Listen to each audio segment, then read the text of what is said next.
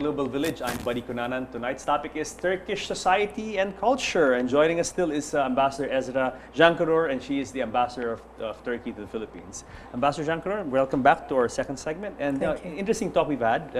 And let's use that now to segue to talking about Turkish-Philippine relations. Where do we stand at the moment? How would you describe our relations? Yeah. Yes, Turkish-Filipino relationship is based on the 1949 Treaty of Friendship. So we celebrated, in 2014, we celebrated the 65th anniversary of the establishment of diplomatic relations between the two countries. So it dates back quite some time, but the embassies in each other's capitals were opened in 1990 in Manila and 1991 in Ankara. So, and since then, the relationship, the ties, improved steadily. Yes. What are the pillars of this relationship? What are the main exchanges that we have between our two peoples, our two countries? In which areas is there significant cooperation or joint work? Of course, it's the ties between countries. You can categorize as political, economical, trade, and then cultural. On the political side, we enjoy friendly relationship between Turkey and the Philippines. There are no political problems. So this creates a sound basis for improving the relationship in economics and economy and trade and culture. Of course, that is the basis. Before I go into the economic and trade relationship, I would like to emphasize that we are a part of the international efforts in bringing peace to southern Philippines. So we have been a member of the International Contact Group since 2009. That is negotiating between the government and the Moro Islamic Liberation Front. We have been also a member. This dates back of the Southern Philippines group that is under the OIC, the Islamic Organization of Islamic Conference, and that is also a process, reviewing the tripartite meetings that is from the 1996 final peace agreement. Yes. And recently we have become a member and actually presiding now to the independent decommissioning body. We are contributing to the normalization process of the negotiations between the government, Philippine government, and the Moro Islamic Liberation Front. A Turkish ambassador, Levent Şahinkaya, is currently presiding over this commission. Yes. How active is Turkey with all these bodies? Would you say there is a strong involvement here? There is an active involvement, of course, but this depends, of course. We are just here to help, to assist, as long as the parties will ask for that, will need that. So it depends on of course, the assistance also depends on how the peace negotiations move forward. Yes, please. Yes, apart from the involvement in the peace process, we have been. I have been expanding my embassy. My embassy office is here in the Philippines. What do I mean by that? For example, we opened a military office in 2015 in August. Office. Yes, we have a military. What does that mean, Ambassador? A military office? It means that a military attaché was assigned to the embassy. Before that, we didn't have that. And the Philippines is soon going to open a military attaché office in Ankara also, planning. And then before that also, we opened TICA, the Turkish Development Agency, has opened an office in Manila under the embassy, under my embassy, in 2015 again, and started working as of April. So it sounds like Turkey and the Philippines on that level, the government-to-government level, are getting closer and closer. I mean, very significant, the opening of military offices, the appointment of military attachés, and the Turkish Development Agency. Yes, these are significant developments for the last 3 years, I must say. Yes. The opening of the military offices with Yes. with to be manned by a Military defense attaché, attaché. yes. Do you foresee like greater cooperation in that sense between the Philippines and Turkey in the area of defense and security? Is that the purpose? We hope so. I mean, we hope so because, as I said, Turkish military dates the armed forces has a historical background. We are the largest army within NATO, so we have well-established institutions. And here in the Philippines, you also have a strong army, and of course we would be looking forward to more interaction. And you do have a defense industry. We do. Turkey makes We its do. own armaments and things like that. Our defense industry has developed, especially in the last decades, quite remarkably. Yes. So there is potential in that field also.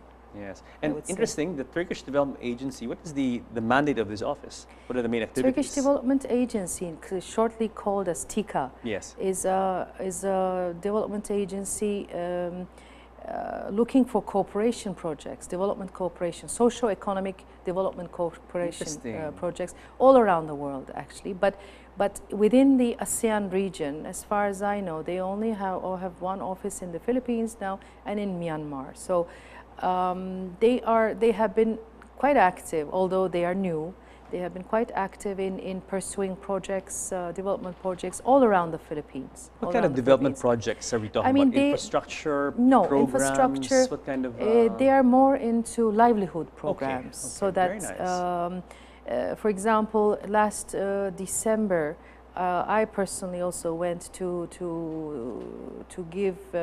We had a program for the Ilonggot farmers, agricultural projects, and so on. So they are working with the Department of Agriculture, Department of Health, Department of Education, and just recently they are working with the Department of Education for the Marawi students. Well, very good. It sounds like we are definitely on Turkey's radar screen because, as you said, there's a lot of cooperation that is starting to happen. As you mentioned, agriculture, education, now defense, and different things like that. And this bodes. I hope that that it can be a two-way process. I hope the Philippines can also, in our own way, engage our brothers and sisters way over there in Turkey. We hope so also, yes. Now, there's a lot of potential, of course. Which leads me to my next topic. I want to talk about how do we promote Philippine business in Turkey? What are the opportunities you think that we as Filipinos could exploit over there in your country? Because it's a big market, and it's affluent. It's getting more affluent. It's a strong economy, and the fundamentals are good. So what can we do over there?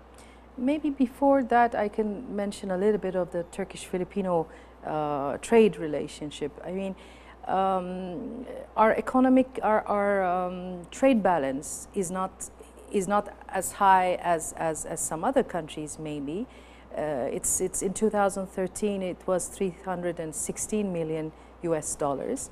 There was a decrease, unfortunately, in 2014 and 2015 due to the anti-dumping on Turkish wheat flour, which is our main export item to the Philippines.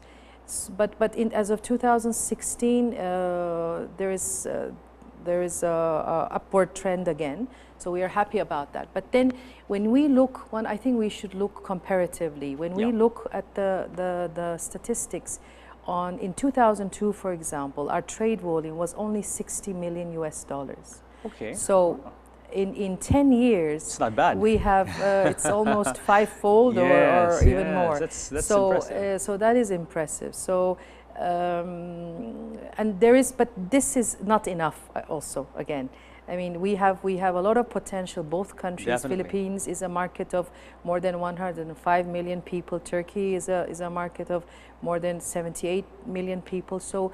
And both countries have their advantages in selling and buying, and they have young population, vibrant economies. As I said, both countries' economies have been growing in the last decades. So these are all positive.